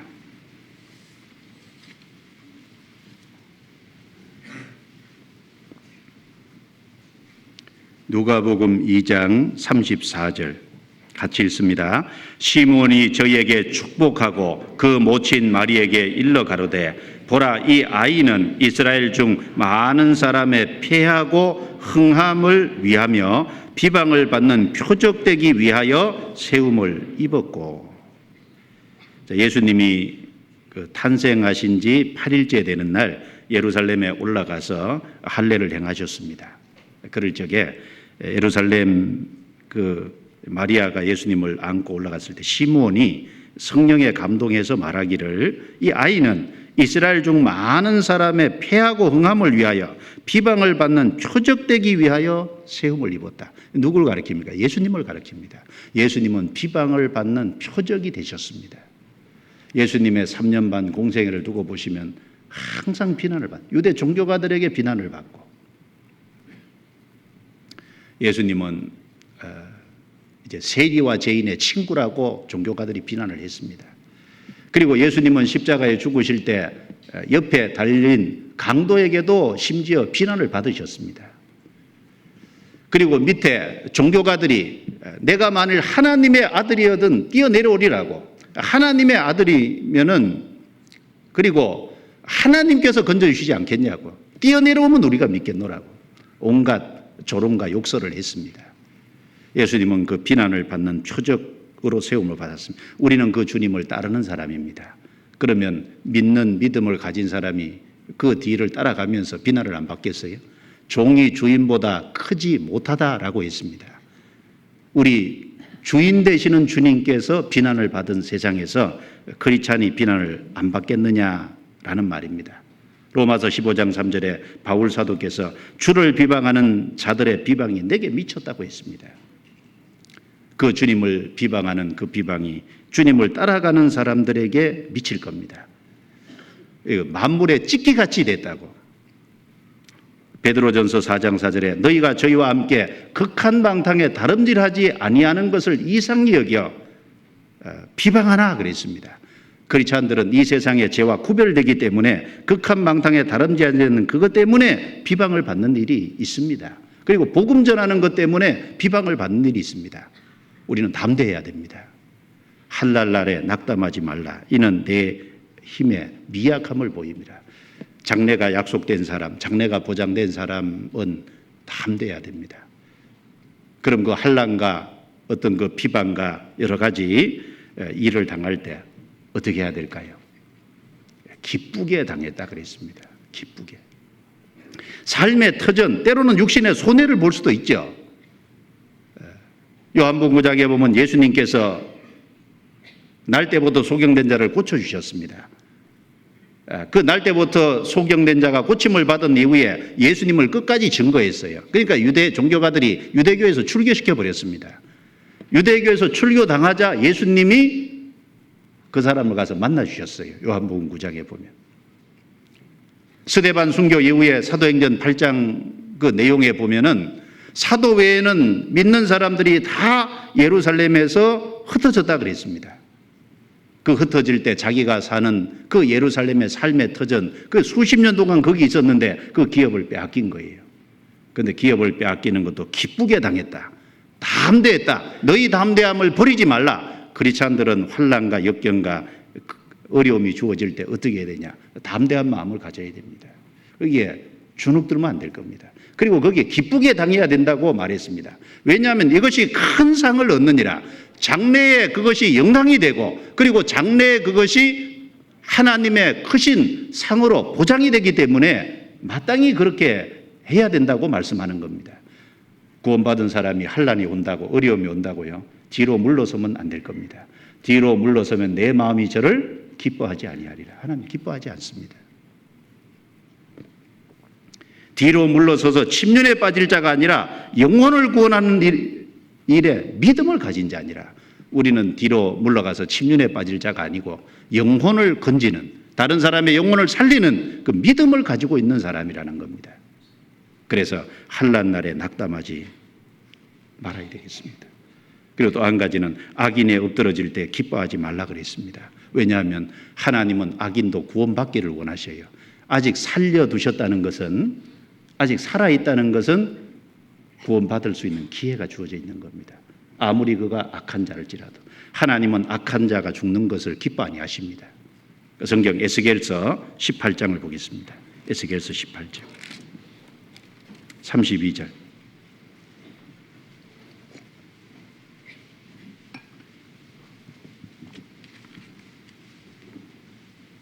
(18장 32절) 같이 읽겠습니다. 나 주 여호와가 말하노라. 죽는 자의 죽는 것을 내가 기뻐하지 아니하노니 너희는 스스로 돌이키고 살지니라. 여기 죽는 자의 죽는 것을, 마땅히 죄 가운데 죽어야 될 사람이 죽는 것을 내가 기뻐하지 아니하노라. 왜요? 하나님은 그 마땅히 죽을 자라도 그 가운데서 돌이키고 사는 것을 하나님 기뻐하셔요. 예수님이 십자가에 죽으실 때 모든 사람의 죄를 짊어지고 죽으셨습니다.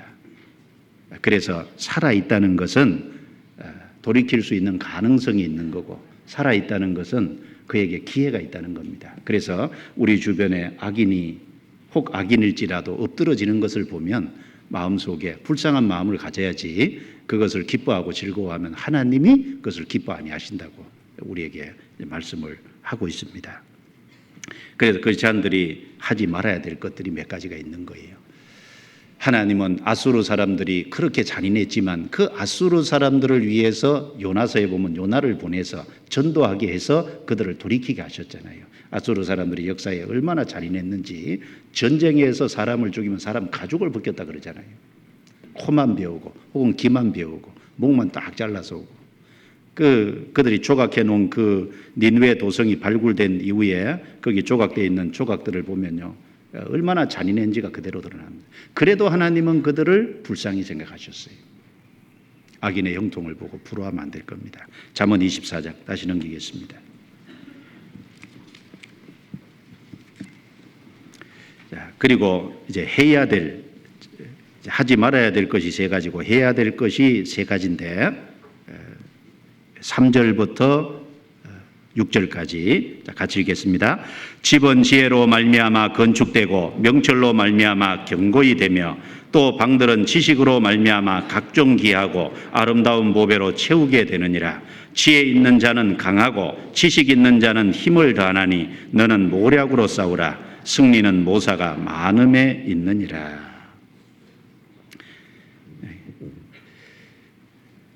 크리스찬들이 장래를 보장받은 사람이 적극적으로 해야 될 것 중에 첫 번째는 지혜로 집을 지으라라는 겉면의 말씀입니다. 여기 집을 지을 때는 기초가 필요하고, 그리고 그 위에 건물을 쌓아 올리고, 그리고 그 집 안에는 방들이 있겠죠. 부유한 사람이라면 그 방들에 각각의 많은 것들을 채울 겁니다. 아주 부유한 사람은 그 방 안에 부하로 채울 수도 있겠죠. 그런데 여기 잠언 24장 3절부터 6절까지 말씀하는 이 집은 신앙의 집을 말하는 겁니다. 특별히 이 집은 어떻게 건축이 되어야 하냐면 지혜로 말미암아, 그리고 명철로 말미암아, 이 집은 지혜로 세워지는 집이라는 겁니다. 그리고 이 집은 명철로 말미암아 견고히 되는 집입니다.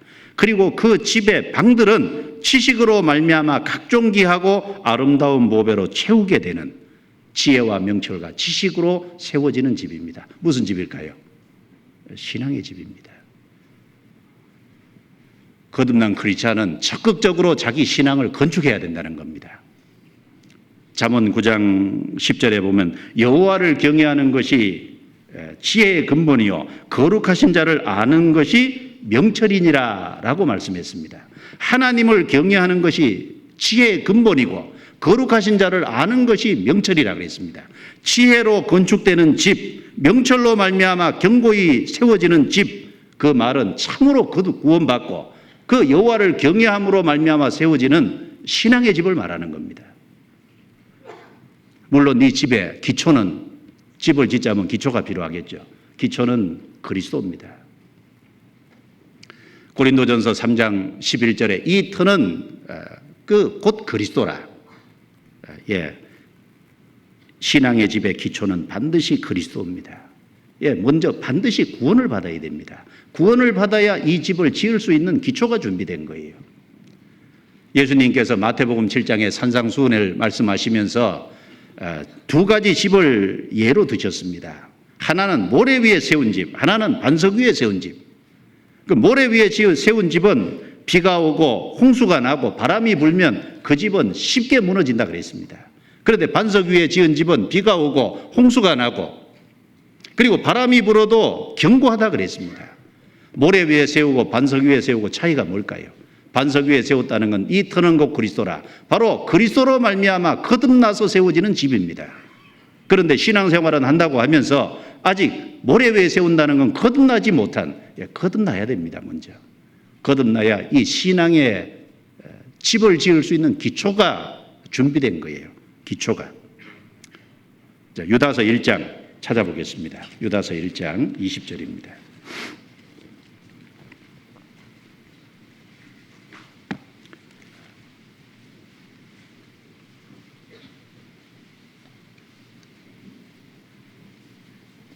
유다서 1장 20절 같이 읽겠습니다. 사랑하는 자들아, 너희는 너희의 지극히 거룩한 믿음 위에 자기를 건축하며 성령으로 기도하며. 유다서 1장 20절은 거듭난 사람에게 주신 말씀이죠.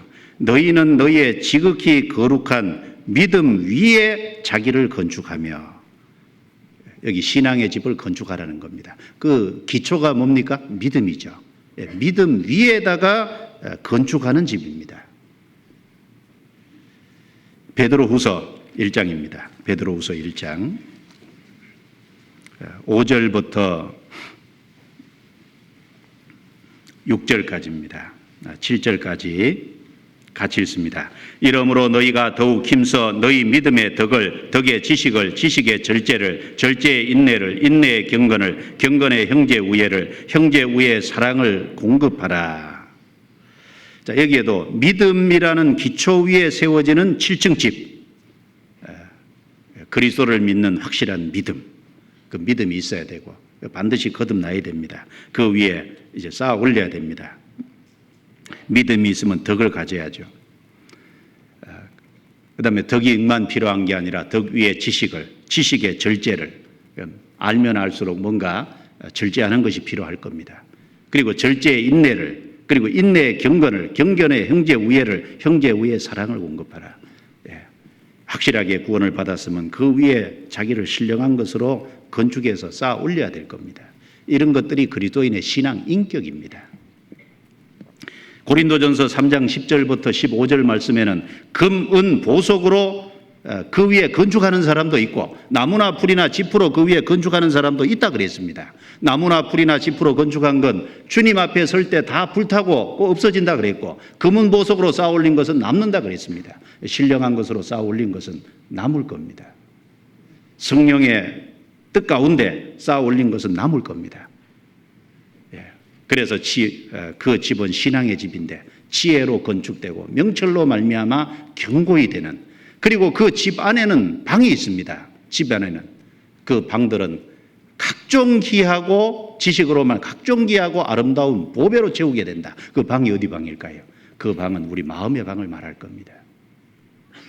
우리 마음에 무엇으로 채울까요? 보석으로 채워야죠. 세상에 썩어질 것으로 채우면 안 되고 보석으로 채워야 될 겁니다.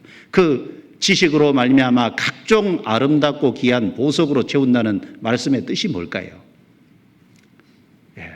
우리는 구원을 확실하게 받았으면은 하나님을 아는 지식이 점점 확장되어 가야 될 겁니다. 하나님을 아는 만큼 우리 신앙의 모습이 달라질 겁니다. 하나님이 어떤 분인지를 더욱 알아갈수록, 하나님의 뜻을 알아갈수록 우리 삶이 변화될 겁니다. 그래서 성경의 말씀에 부도, 용사도, 그리고 어떤 강함도 자랑하지 말라 그래요. 뭘로 자랑해야 될까요? 예레미야 9장 넘겨보겠습니다. 예레미야 9장.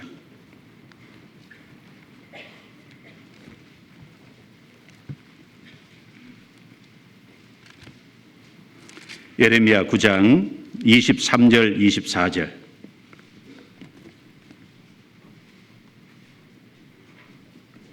같이 읽겠습니다. 여호와께서 이같이 말씀하시되 지혜로운 자는 그 지혜를 자랑치 말라. 용사는 그 용명을 자랑치 말라. 부자는 그 부함을 자랑치 말라. 자랑하는 자는 이것으로 자랑할지니 곧 명철하여 나를 아는 것과 나 여호와는 인애와 공평과 정직을 땅에 행하는 자인 줄 깨닫는 것이라. 나는 이 일을 기뻐하노라. 여호와의 말이니라. 세상 지혜를 가졌다고 그 지혜로 자랑치 말고, 용사는 그 용명을 자랑치 말고, 부자는 그 부함을 자랑치 말고. 왜 그러냐 하면 이 당시에, 예레미야 당시에 많은 사람들이 그런 것들로 자랑했습니다. 요즘도 세상의 모습을 보면 이런 것으로 자랑합니다. 그런데 그것은 다 잠시 후에 헛된 것입니다. 진짜 자랑해야 될 것은 명철하여 나를 아는 것과, 그 신앙의 집, 잠언 24장에서 말하는 신앙의 집은 명철로 말미암아 견고하게 된다 그랬습니다. 무엇이 명철입니까? 하나님을 아는 것이 명철입니다. 명철로 말미암아 견고하게 되는 집, 참으로 하나님을 바르게 아는, 그리고 인애와 공평과 정직을 땅에 행하는 자인 줄 깨닫는 것이라. 하나님은 인애하신 분입니다. 공평하신 분입니다. 정직하신 분입니다. 그것을 이 땅에서 하나님은 나타내고 계셔요. 그걸 교회 속에서 나타나고 계십니다. 그것을 우리 개인의 삶 속에서 나타나고 계시잖아요. 우리 개인의 삶 속에서 하나님의 인애를 경험하고 하나님의 공평을 경험하고 하나님은 정직하신 분이라는 걸 우리 삶 속에서 경험해야 될 겁니다. 내가 정직히 살아가면서 정직히 행하면 하나님이 도와주신다는 걸 경험하고 살아야죠.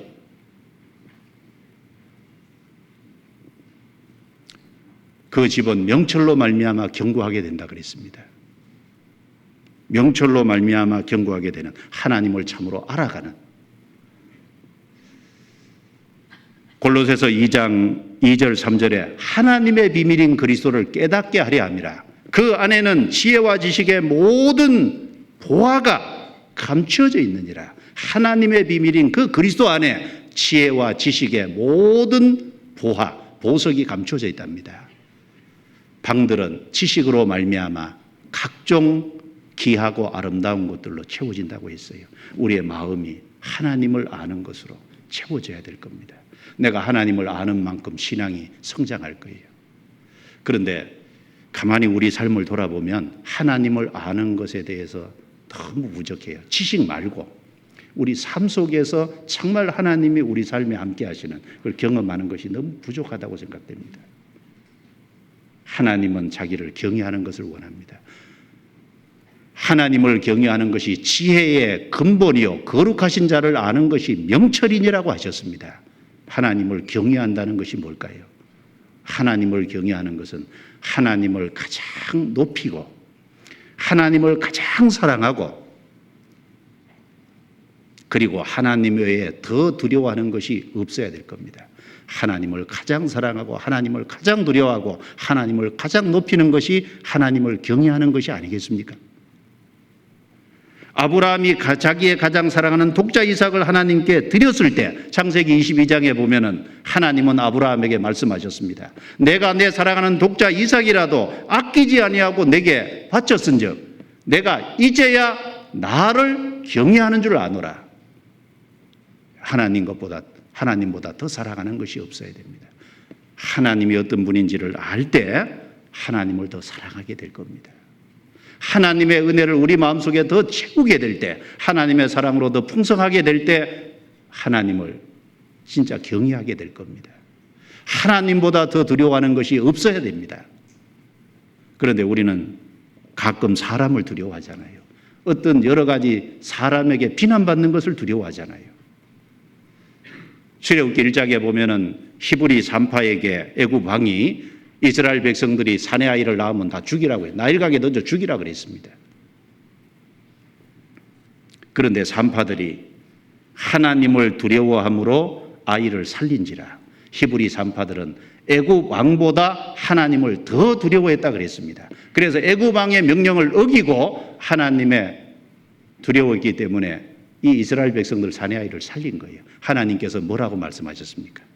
히브리 산파들이 하나님을 경외하였으므로 그들에게 은혜를 베푸셨다 그랬어요. 왕에게 죽임을 당하지 않도록 하나님이 지켜주셨다고 말씀했습니다. 예, 거기 경외했다 그랬습니다. 하나님을 가장 두려워하는, 하나님보다 더 두려운 것이 내 마음에 없어야 됩니다. 하나님을 경외하는 겁니다. 하나님을 가장 높이는 것이 하나님을 경외하는 겁니다. 엘리 제사장의 두 아들이 하나님에게 드릴 제물을 하나님께 드리기 전에 자기가 취했어요. 하나님을 멸시했다고 했습니다. 하나님이 엘리 제사장에게 말하기를 나는 나를 존중히 여기는 자를 존중히 여겨 나를 멸시하는 자를 내가 멸시한다고 했습니다. 예, 하나님을 가장 높이고 존중하는 마음. 말라기 시대는 어떤 시대였습니까? 말라기 시대 이스라엘 백성들은 하나님을 종이 주인 섬기듯이, 주인을 생각하듯이 그것 정도로도 안 여겼습니다. 자식이 아버지를 공경하는 것 그 정도도 하나님을 공경 안 했습니다. 그래서 총독에게 드려도 안 받을 얼룩진 거, 병든 거 이런 것들을 하나님께 드렸어요. 하나님이 무시받는 시대였습니다. 우리 마음에 하나님께 무엇을 드리고 있습니까? 하나님은 가장 우리 삶에 존귀히 여김을 받기를 원하십니다. 방들은 각종 지식으로 말미암아 각종 귀하고 아름다운 보석으로 채워져야 됩니다. 우리 마음에 이 세상에 썩어 없어질 것으로 채워져 있으면 안 될 거예요. 우리 방을 잘 정돈해야 되겠습니다. 마음의 방을 정돈해서 쓸데없는 것은 좀 내보내고 정말 값지고 가치 있는 것으로 우리는 이 방에 채우게 되겠습니다. 그래야 이길 수 있어요. 승리는 모사가 많음에 있는데 왜 그 말씀을 했습니까? 바로 하나님을 알 때 우리는 용감해질 수 있을 겁니다. 하나님을 바르게 알 때 힘을 낼 수 있을 겁니다. 그래서 우리 신앙을 건축하는 그 일을 우리는 장래가 보장된 사람이 다른 무엇보다도 신앙을 건축하는 우리는 그 일에는 실패하지 말아야 됩니다. 우리 이 세상의 다른 것에 다 실패해도 신앙을 세우는 그 일에는 반드시 성공해야 될 겁니다. 잠언 24장. 자, 조금만 더 보고 마치겠습니다. 잠언 24장 24장 두 번째 적극적으로 해야 될 것이 11절 12절에 같이 읽겠습니다. 너는 사망으로 끌려가는 자를 건져주며 살육을 당하게 된 자를 구원하지 아니치 말라. 내가 말하기를 나는 그것을 알지 못하였노라 할지라도 마음을 저울질하시는 네가 어찌 통찰하지 못하시겠으며 내 영혼을 지키시는 네가 어찌 알지 못하시겠느냐. 그가 각 사람의 행위대로 보응하시리라. 여기 사망으로 끌려가는 자는 지옥을 향해서 내려가고 있는 자입니다. 구원받은 사람은 위로 향한 생명길을 가고 있습니다. 그러나 구원받지 못한 사람은 아래로 향한 사망길을 가고 있는 자입니다. 장래가 보장된 사람은 그 사망으로 끌려가는 자, 살육을 당하게 된 자를 구원하지 아니치 말라. 그 말은 구원해 주라 그 말입니다. 구원하라. 그래도 될 건데 구원하지 아니치 말라. 두 번이나 반복해서 이렇게 사용을 한 것은요, 반드시 구원해 주라는 걸 강조하기 위해서 그렇게 말씀하셨을 겁니다. 사람은 이렇게 말할 수 있겠죠. 내가 말하기를 나는 그것을 알지 못하노라 할지라도 핑계댈 수 있다는 겁니다. 나는 시간이 바쁩니다. 나는 내 문제 해결하기도 바쁩니다. 나는 여러 가지 것 때문에 그걸 할 시간이 없습니다. 예, 그렇게 핑계댈 수 있을 겁니다.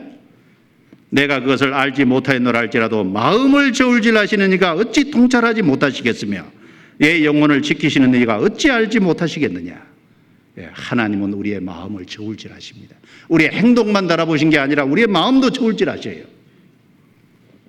하나님은 한나의 행동을 달아보셨습니다. 엘가나에게 한나와 브린나 두 아내가 있었습니다. 브린나에겐 자식 주고 한나에겐 안 줬습니다. 그런데 하고 한나가 원망하고 불평한 거 아닙니다. 브린나에게 격동받을 적에 싸운 것이 아닙니다. 하나님에게 나아가서 하나님에게 매달렸습니다. 한나가 어떻게 하는지 하나님이 행동을 달아보신 겁니다. 하나님께서 사무엘을 그에게 주셨습니다. 한나가 사무엘상 2장에 그 사실을 그 이후에 하나님 앞에 기도했습니다. 예, 하나님은 행동을 달아보시느니라. 하나님 지식의 하나님이라 그랬습니다. 하나님은 이방인의 왕의 마음도 달아보시죠. 다니엘서 5장에 보면 벨사살 왕의 마음도 달아보셨습니다. 저울에. 그래서 합당치 않아서 하나님의 저울에 달려서 부족함이 배어서 하나님이 그날 벨사살 왕을 버리고 그 나라를 다른 왕에게 줬습니다. 하나님이 우리의 마음은 안 달아보실까요? 우리가 핑계대면 안 됩니다. 우리는 적극적으로 사망으로 끌려가는 자를 건져줘야 될 겁니다. 하나님은 그것을 우리에게 원하시잖아요. 고린도전서 9장 16절에 바울사도는 내가 복음을 전할지라도 자랑할 것이 없으면 부득불할 일임이냐. 만일 내가 복음을 전하지 않으면 내게 화가 있으리로다. 복음을 전하지 않으면 화가 있다 그랬습니다. 그래서 그는 율법 아래 있지 않지만 율법 아래 있는 자 같이 유대인을 만나면 해당에 들어가서 어떻게든지 유대인 한 사람이라도 건지려고, 그는 그리스도의 법을 갖고 있지만 이방인을 만나면 이방인 같이, 연약한 자에게는 연약한 자 같이 여러 사람에게 여러 모양으로 대한 것은 아무쪼록 몇몇 사람을 구원코자 함이니. 그렇습니다. 많이 못 건지더라도, 우리가 몇몇을 건지더라도 거기에 마음을 기울여서 건질 때 하나님이 그걸 기뻐하실 겁니다. 몇몇 사람이라도, 몇몇이라도 구원코자 함이니. 그런 간절한 마음이 있기 때문에 하나님이 바울을 사용하셨습니다. 마음을 저울질하시는 이가 알고 계실 겁니다. 우리 각 사람의 마음도 들여다보실 겁니다. 유다서 1장 22절에 어떤 자를 불에서 끌어내어 구원하라 그러셨습니다. 그러려면 구별돼야 될 거예요. 소돔 고모라에 살고 있는 롯은 소돔 고모라가 멸망할 것도 알았지만, 그러나 그 소돔 고모라에 있는 사위들을 건져낼 힘이 없었잖아요. 사위들이 농담으로 여겼더라. 우리의 삶이 구별되지 않고 죄에서 벗어나지 않으면 우리의 말이 헛된 대로 돌아갈 겁니다. 예, 적극적으로 건져야 될 겁니다. 그 다음에 세 번째는 24장 여기 13절입니다. 내 아들아 꿀을 먹으라. 이것이 좋으니라. 송이꿀을 먹으라. 이것이 내 입에 다니라. 꿀과 송이꿀은 시편 19편에 하나님의 말씀은 꿀과 송이꿀보다 더 달다 그랬습니다. 구원받은 사람은 정말 말씀을 가까이 해야 될 겁니다. 하나님이 우리에게 주신 이 말씀을 가까이 할 때 우리 영혼이 튼튼해지고 그렇게 될 겁니다. 자, 구원받은 사람은 장래가 있습니다. 구원받은 사람은 장래가 보장된 사람입니다. 이 세상에서는 무명하지만 장래에는 유명한 자가 될 겁니다. 이 세상에서는 고난이 있지만 장래에는 영광을 얻는 자가 될 겁니다. 이 세상엔 초라한 육신을 입고 있지만 장래에는 부활의 몸, 영광스러운 몸을 입게 될 겁니다. 지금은 하나님을 대면하여 보지 못하지만 주님 앞에 서면은 얼굴과 얼굴을 대면해서 보게 될 겁니다. 지금은 우리가 모든 것을 부분적으로 알고 어떤 고난과 역경이 있을 때 그것이 왜 왔는지 잘 모를 수도 있습니다. 그러나 주님 앞에 가면은 모든 것을 온전히 알게 될 겁니다. 지금은 하나님의 아들이라도 하나님의 아들로 대우 세상에서는 못 받고 있습니다. 그러나 우리가 주님 앞에 서면 하나님은 아니지만 하나님 같이 됩니다. 부활의 몸을 입고 천국에서 살게 될 겁니다. 지금은 눈물 골짜기를 통과하고 때로는 어렵고 답답할 때도 있지만 거기에서는 눈물을 닦아주시는 위로가 있고 기쁨이 있을 겁니다. 지금은 수고하고 희생하지만 그러나 거기에는 안식이 있을 겁니다. 장래가 있는 사람입니다. 장래가 있는 사람이기 때문에 하지 말라고 하는 것을 하지 말고 하라고 하는 것을 적극적으로 하고 살아가는, 우리는 악인의 형통을 부러워하지 맙시다. 그리고 환난 날에 낙담하지 맙시다. 교회적으로 어려운 일이 있을 때 낙담하면 안 됩니다. 담대해야 됩니다. 우리에게 오는 어떤 개인적인 고난 속에 기쁘게 받아야 될 겁니다. 주님께 맡겨야 될 겁니다. 악인의 형통을 보고 부러워하지 말아야 될 겁니다. 그리고 적극적으로 신앙을 건축하고, 그리고 적극적으로 이뤄진 영혼을 건지고 살고 하나님의 말씀을 그 누구보다도 가까이 해야 되겠습니다. 왜냐하면 장래가 보장되어 있는 사람이기 때문에 이 세상 사람하고는 다릅니다. 우리는 소망을 바라보고 살아야 되겠습니다. 잠시 잠깐에 주님이 오실 겁니다. 수양회를 위해서도 우리가 마음을 더 합쳐야 되겠습니다. 기도드리고 마치겠습니다.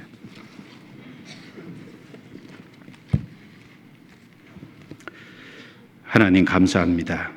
오늘 짧은 시간이지만 저희들 말씀에서 하나님의 뜻이 무엇인지 살펴보게 해주심을 감사합니다. 구원을 받았지만 아직 연약하고 부족합니다.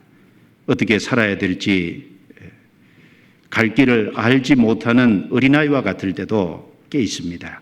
주님께서 일일이 간섭하셔서 길을 안내해 주시고 주님의 인도하심을 받아서 주 앞에 살아갈 수 있도록 도와주시옵소서.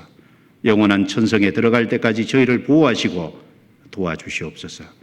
저희 교회를 통해서 더 많은 영혼이 구원받을 수 있도록 전 세계적으로 복음이 더 확장되어 갈 수 있도록 그 일에 우리 각 사람을 귀하게 사용해 주옵소서. 그리스 안의 가정마다 일마다 때마다 도와주셔서 주님 뜻을 나타내 주시고 각 사람을 각 가정을 귀하게 사용해 주시옵소서.